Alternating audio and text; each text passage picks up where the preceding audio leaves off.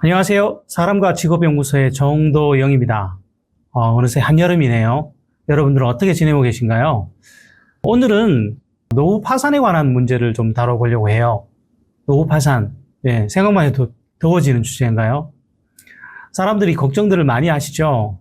노후 파산에 대해서 알려진 것도 있고 잘 모르고 계신 것들도 있는 것 같아서 간단하게나마 정리를 해서 이 시간을 통해서 살펴보도록 하겠습니다.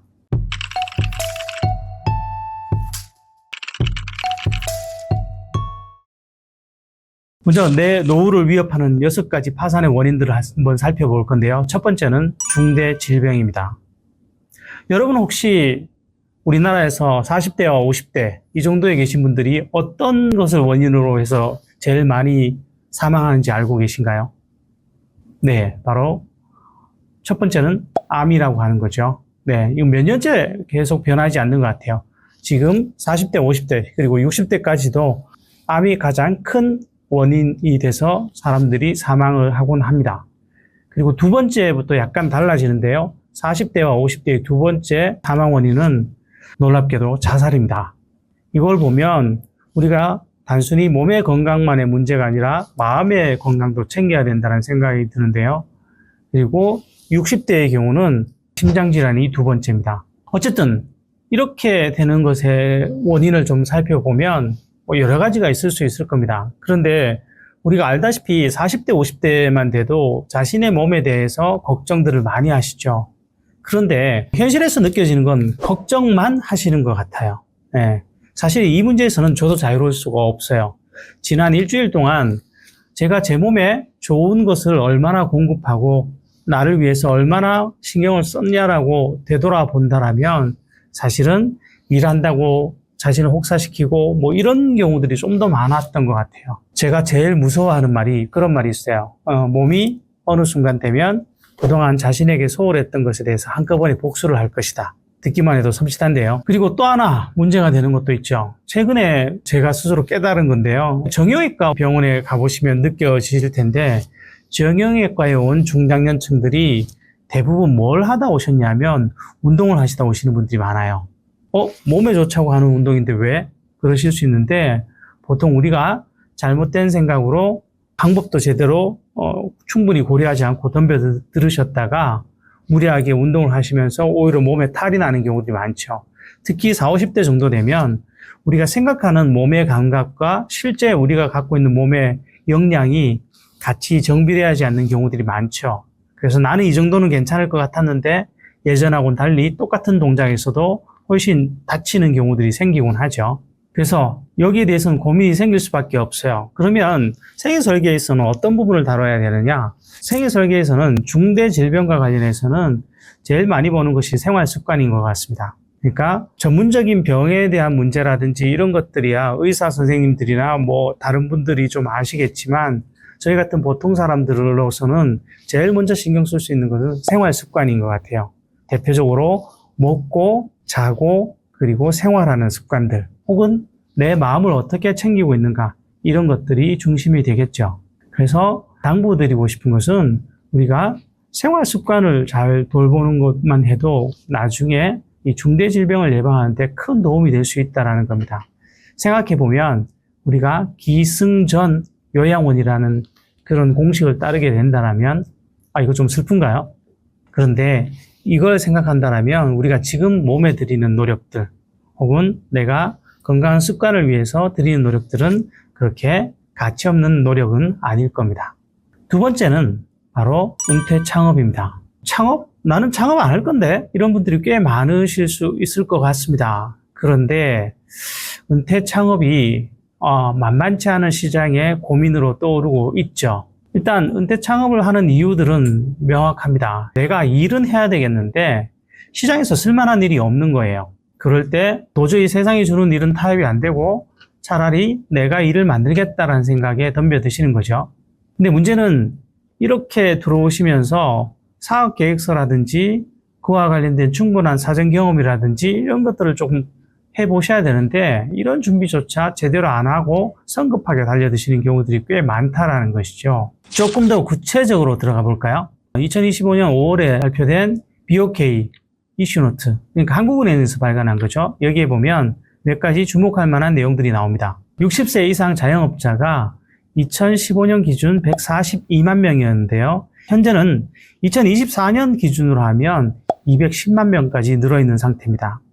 최근에도 이런 추세는 많이 줄어들고 있지 않은 것 같아요. 보통 이런 고령 창업자들은 창업 준비 기간이 부족하고요. 보통은 진입이 쉬운 취약업종으로 들어오시는 경우들이 많아요. 대표적인 것이 운수창고, 숙박업, 도소매업 같은 것들이 될 텐데요.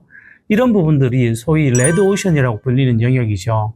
레드오션은 내가 쉬우면 다른 사람도 진입하기 쉬운 영역이 되는 것이고 당연히 경쟁이 격화되는 영역이라는 의미로 이해하셔도 좋으실 것 같아요.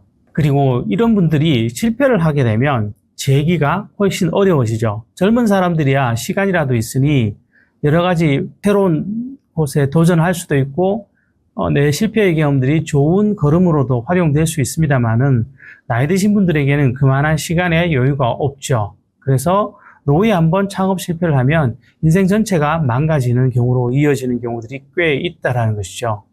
자, 그럼에도 불구하고 전체 자영업자 중에 60세 이상 고령자층의 비율은 2024년 기준으로 37.1%까지 상승해 있습니다. 쉽게 말하면 좋아서 창업을 하는 케이스가 아닌 분들이 꽤 많다라는 겁니다. 그러다 보니 경쟁은 과다하고 생산성은 낮아지면서 60대 이상 신규 자영업자 중에 연간 영업이익이 1,000만 원에도 못 미치는 분들이 35%라고 합니다. 적은 숫자가 아니죠. 자, 그럼 우리는 어떻게 해야 할까요? 저는 창업과 관련해서는 실제로 강의도 합니다만은 꼭 한 가지 당부드리고 싶은 게 있어요. 그건 뭐냐면 내가 창업하려는 분야에 대해서 미리 한번 간접 경험을 해보시는 것을 많이 권해드립니다. 예를 들면 내가 창업하려고 하는 분야에서 미리 한 6개월에서 1년 정도 일을 해본다든지 하는 거죠. 보통 이런 작업 정도만 해도 실패 확률을 굉장히 많이 줄이실 수 있을 겁니다. 우리가 겉으로 보는 창업은 되게 매력적이죠. 늘 돈을 버는 것 같고 내가 조금만 잘하면 정말로 내 노후가 보장될 수 있는 어떤 황금오리를 만드는 것 같고, 그런데 실제로 덤벼들어보면 그건 전혀 오해인 경우들이 많죠. 왜냐하면 창업은 보이지 않는 곳에서 매우 치열한 과정을 거치셔야 됩니다. 그 부분을 꼭 기억해 주시고 필요하신 분들은 사전에 그러한 경험을 쌓는 준비를 꼭 해주셨으면 좋겠습니다. 세 번째는 자녀 리스크입니다. 네, 자녀 리스크.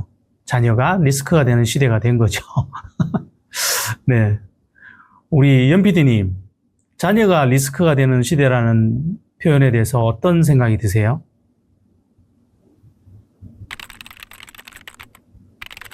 아, 네. 역시 기성세대의 잘못이군요. 네, 맞아요. 그런 부분도 있죠. 일단 이 통계자를 한번 보시죠. 출생 집단별 캥거루족 비율 및 성인 과업 이행 비율이라고 해서 서울연구원에서 2024년에 나왔던 자료에서 발췌한 겁니다.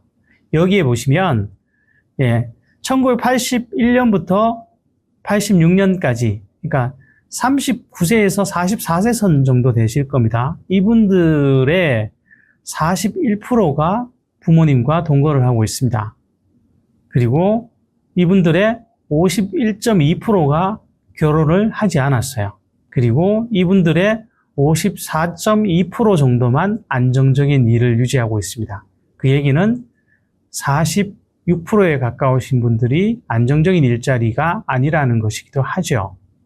이런 상황에서 한국의 독특한 정서를 보면 부모들이 자식에게 무한 사랑을 외치면서 왕창 자신의 가진 모든 것들을 때려붓는 경우들이 있죠. 근데 이렇게 됐을 때 과연 그 부모의 노후 준비는 스스로 가능한가라는 고민이 남게 됩니다. 그리고 또 하나, 그렇게 무한정 자녀에게 퍼부었을 때 그 자녀들이 과연 잘 살아갈 수 있으며 그 자녀들과의 건강한 관계는 유지될 수 있는가, 이런 부분은 정말로 고민이 아닐 수가 없습니다.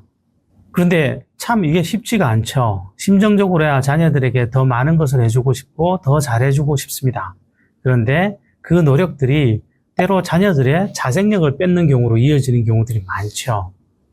우리가 어떤 것에 의존하는 것은 어느 순간 습관이 되기도 합니다. 그런데 그들은 우리보다 훨씬 긴 인생을 스스로의 힘으로 싸워 나가야 되는 부분이 있어서 결국 어린 시절에 스스로 자립할 수 있는 힘을 키워준다는 것이야말로 자녀들에게서 가장 중요한 미래의 원천이 되지 않을까 생각이 됩니다. 자, 그럼 어떻게 해야 될까요?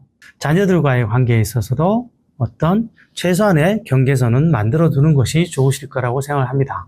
그래서 자녀에게 얘기를 하는 것이죠.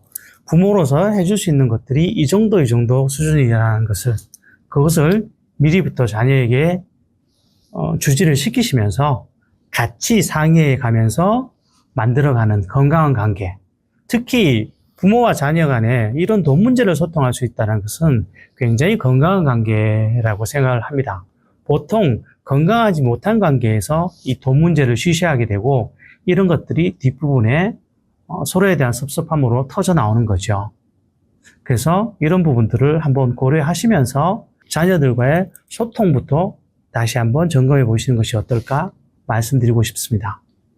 오늘은 이렇게 중대질병과 은퇴창업 그리고 자녀 리스크에 대해서 알아봤는데요. 다음 시간에는 황혼이혼, 금융사기 그리고 조기 은퇴에 대해서 알아보도록 하겠습니다. 감사합니다.